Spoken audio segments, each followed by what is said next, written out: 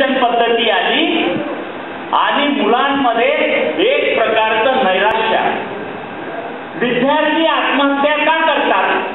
माझा प्रश्न आहे समाजाला, सरकारला आहे, ज्यांनी ही भांडवलदारी शिक्षण पद्धती सुरू केली त्यांना माझा प्रश्न आहे.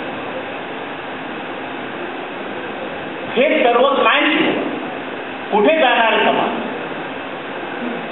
आणि हा पैसा तुम्ही निवडून येण्यासाठी वापरता, राजकारणासाठी वापरता, कारखान्यासाठी वापरता आणि तुम्ही मोठ्या मोठ्या गोष्टी करून समाजाची दिशाभूल करता. समाजाने हे का ऐकावं? सरकार असेल तरी का ऐकावं आणि राजकारणी असेल तरी का ऐकावं? नाही ऐकायचं. जोपर्यंत या देशातला सामान्य माणूस रस्त्यावर येणार नाही, भ्रष्टाचार करणार नाही, तोपर्यंत या देशातले 21व्या शतकातले प्रश्न सुटणार नाही. मी तुम्हाला सांगून ठेवतो, महात्मा फुल्यांसारखा मी तुम्हाला इशारा देतो की विद्येमुळे मती गेली, मती गेली म्हणून नीती गेली, नीती गेली म्हणून गती गेली आणि गती गेली म्हणून वित्तही गेले.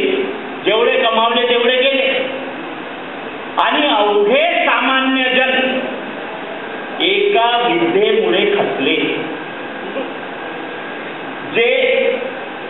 ज्यांचे मायबाप आपल्या मुलांना शिकू शकतात ते मुलं शिकतात आणि ज्यांचे मायबाप गुरुजी आदिवासी तर खूप दूर राहिले, तिथं लवकर मॅट्रिक होत नाही. तुम्हाला माहिती आहे मेडिकलमध्ये आणि इंजिनिअरिंगमध्ये काय जाणार विचारे?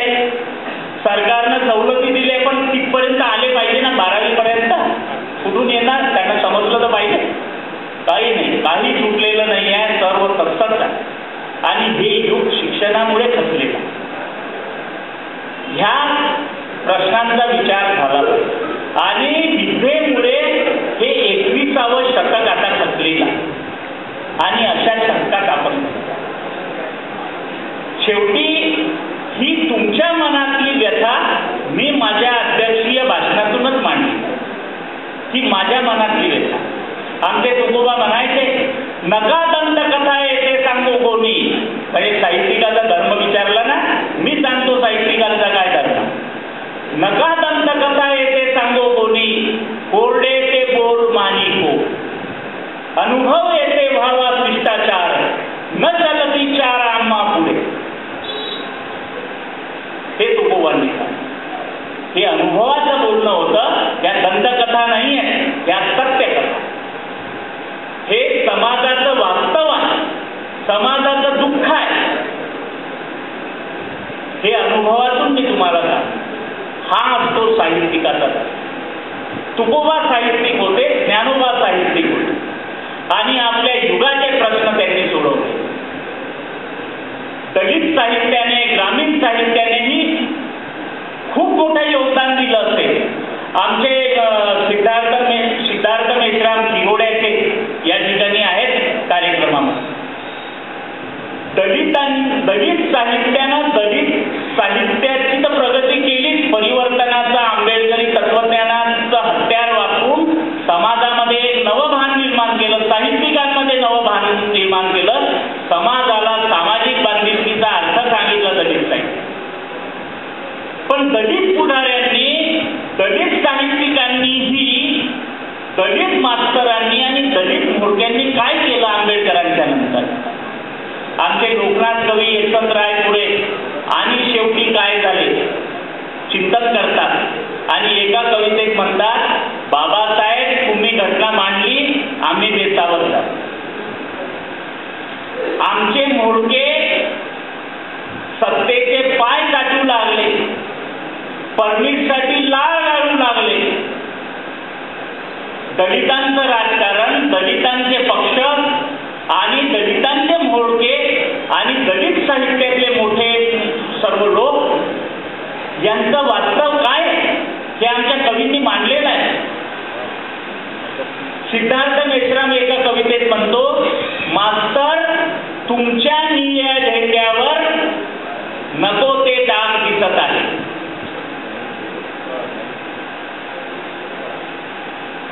हे वास्तव सिद्धार्थ मेश्रामनं मांडलं आणि तो हेही सांगतो, हा तिरोड्याचा तुमच्या भूमीतला कवी आकाशवाणीमध्ये अधिकारी आहे, तो हे सांगतो, पुन्हा तो बोलतो, तुमचा नवा संसार बाबासाहेबांच्या कोणत्या तत्वाला धरून आहे? प्रश्न विचार, द्या उत्तर. तुमची पोपटपंची आता हे शिकून सवरून आलेले लोक समाजाचे मानणार नाहीत, ऐकणार नाहीत. आता तेही शिकून शहाणे झालेले आहेत. ते आता असं म्हणू लागलेले आहेत, त्यांचा आवाज हा कवी मांडतो कवितेतून. ते आता असं म्हणू लागलेले आहेत की पुन्हा एकदा तुम्ही वाचावा बाबासाहेब. बाबासाहेबांना समजून घ्या, बाबासाहेबांचं पुनर्वाचन करा आणि तुमचं पुनर्मूल्यांकन करा आणि मग समाजाचे झेंडे हाती. ही ताकद साहित्यामध्ये आहे. साहित्य हे समाजाला सांगतं, सरकारला सांगतं, संस्थांना सांगतं, साहित्य संस्थांनाही सांगतं.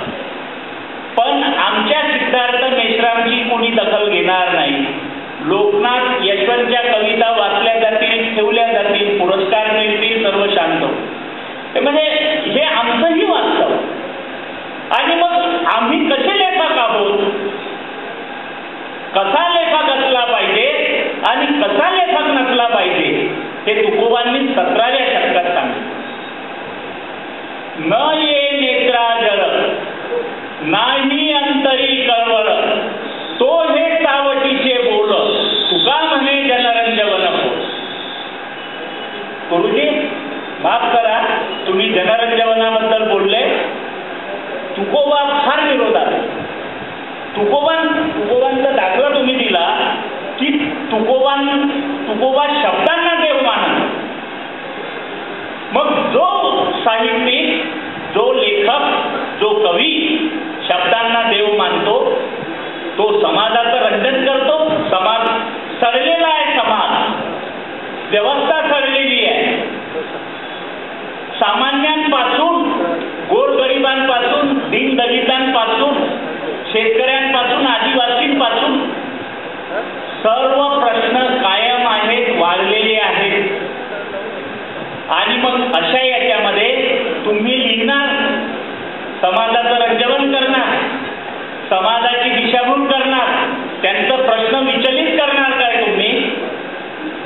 रंजवनातलं साहित्य निर्माण करून खूप झालं मराठीमध्ये, काय गरज आहे? आंबेडकरांनी एका मुलाखतीमध्ये म्हटलं होतं, गुरुजी संबंध आधुनिक मराठी साहित्यामध्ये ज्ञानोबांची ज्ञानेश्वरी आणि तुकारामांची अभंग गाथा, बस हे दोनच सांभाळून ठेवा समाजानं, जगानं. आणि बाकी संबंध साहित्य माझ्याही सह समुद्रात बुडून टाक, काही फरक पडणार नाही, काही फरक पडणार. साहित्याने क्रांती होते, साहित्यात ताकद असते, साहित्यात समाज जागृतीचा संदेश असतो. हे आम्ही बोलतो, काही प्रमाणात 1-2% होतही असेल, पण हे एवढं होत नाही जेवढं आम्ही बोलतो. आणि का होत नाही? कारण आमच्या घरी शब्दधन नाही. जे शब्द आहेत त्याच्यात अर्थधन नाही आहे. आणि जर काही असेल तर त्याच्यामध्ये समाजाविषयीचा कळवळ नाही आहे. आमच्या हृदयामध्ये समाजाचे प्रश्न पाहून जर करुणेचा पान्हा फुटत नसेल शब्दांना लेखकांच्या, तर तुम्ही काय रंजवनासाठी लिहिणार? चालो मालोने केला अवघा नाच, अवघे मंगल केले, तुकोबा म्हणायचे. म्हणजे कीर्तनकऱ्यांनी, शब्दज्ञान्यांनी सर्वनाश करून टाकला ज्ञानाचा. अर्थे लोपली पुराणे नाश केला शब्दज्ञाने विषय लोभी म्हणे साधने बुडविली. हे तेव्हाचं वास्तव होतं, ज्ञानोबांच्या काळातलं वास्तव आहे आणि हे 21व्या शतकात लेखकांचं हेच वास्तव. आम्ही शब्दज्ञानी आहोत, अर्थ आमचे लोपलेले आहेत, पुराणं लोपलेली आहेत, काहीच उरलं नाही आमच्याजवळ, फक्त शब्द. कबीरांनी शब्दाचं ऊर्जा तत्व सांगितलं होतं. शब्दात काय असलं पाहिजे? शब्द शब्द कोई कहे शब्द को न हात पाव, कोई शब्द औषधी करे कोई करे.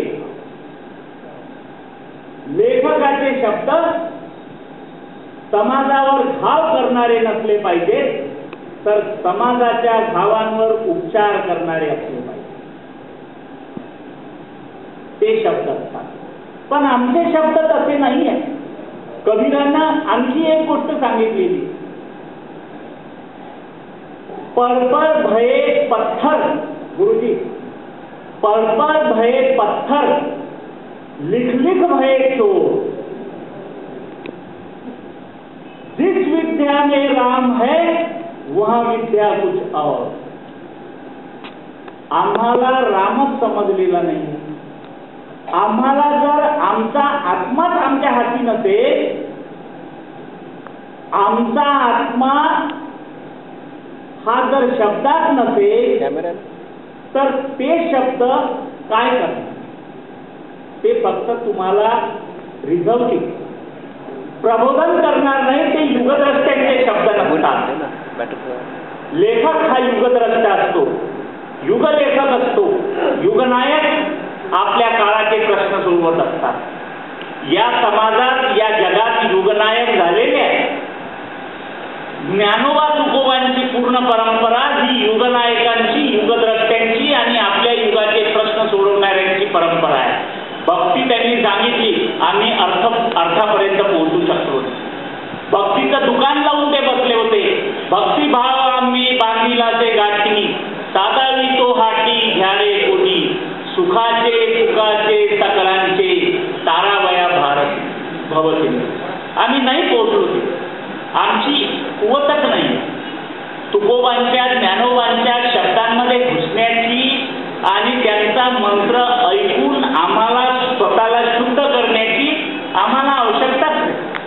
भक्ती, गुरुजी तुम्ही म्हटलं वैज्ञानिक दृष्टी, ज्ञानोबा तुकोबांची परंपरा पूर्णपणे वैज्ञानिक आणि भक्ती हा चित्तशुद्धीचा सामाजिक कार्यक्रम होता संतांचा. जय जय हरी विठ्ठल रामकृष्ण हरी हे मंत्र देऊन संतांनी भक्तीचा मूळ मंत्र दिला आणि संबंध कर्म काढणार. भक्तीतून तुमचं जर अंतकरण शुद्ध झालं, मग माझं जर अंतकरण शुद्ध झालं, तर मी डायरेक्ट पशु पक्ष्यांशीच बोलू. मग माझे प्रश्न कुठं बोलले? ही पृथ्वी माझा आसन आहे आणि आकाश मंडप आहे, मग मला घराची गरज कशासाठी?